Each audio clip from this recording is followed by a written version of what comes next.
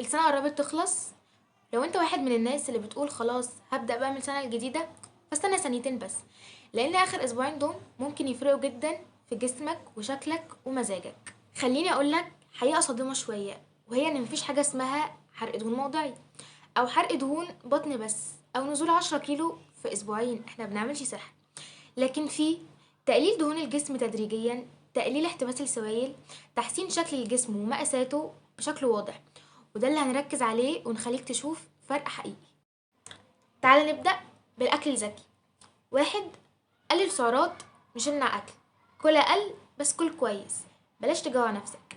اتنين، البروتين بيرفع معدل الشبع، بيحافظ على العضلات، بيساعد في حرق الدهون.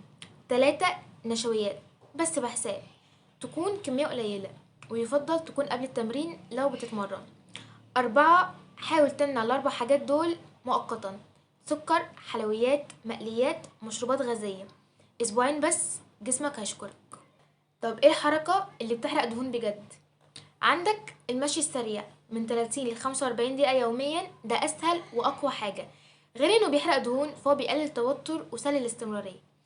أو تمارين بسيطة في البيت زي السكوات، البلانك، الضغط إلى آخره، من 15 ل 20 دقيقة، ده كفاية جدا. مش لازم جيم، بس المهم تتحرك. ليه آخر أسبوعين مهمين؟ لأن جسمك مش محتاج وقت طويل عشان يستجيب. علميا أول 7 ل 14 يوم، بالذات أول أسبوع في الدايت، الجسم يبدأ يقلل مخازن الجلايكوجين والمية المحتبسة في الجسم، فتحس بنزول في المقاسات ووزن أخف. خليني أسألك سؤال مهم: تشرب قد إيه مية في اليوم؟ لأن قلة المية تبطئ الحرق، تزود احتباس السوائل، تزود الشعور بالجوع. لو عايز تعرف ليه كام كوباية مية في اليوم، اكتب وزنك في التعليقات وهرد عليك، لأن كل وزن ليه عدد أكواب مية معين. طب هل النوم هنا ليه علاقة بالموضوع؟ أيوة، لأن قلة النوم تزود هرمون الجوع وتقلل حرق الدهون. حاول بقدر الإمكان إنك تنام بدري، وتنام من 6 ل 8 ساعات، لأن النوم هنا مش رفاهية، النوم هنا جزء من الدايت. طب ايه الأخطاء اللي تبوظ النتيجة؟ وزن كل يوم، دايت قاسي، تمارين عنيفة فجأة، جلد ذات.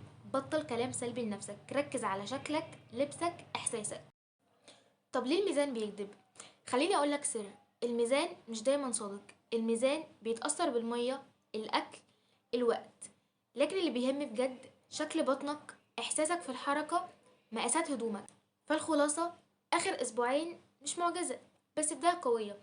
يعني أكل ذكي، حركة، مية، نوم، هتلاقي نتيجة: جسم أخف، بطن أهدى، بداية سنة جديدة بثقة أعلى. في النهاية، ما تستناش السنة الجديدة تبدأ علشان تبدأ، ابدأ دلوقت وسنة جديدة تكملك.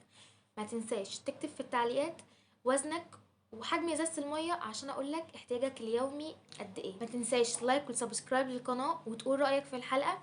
دخل في يومك مشروب الشاي الكرفس بالبقدونس، تحفة في تنزيل السوائل من الجسم.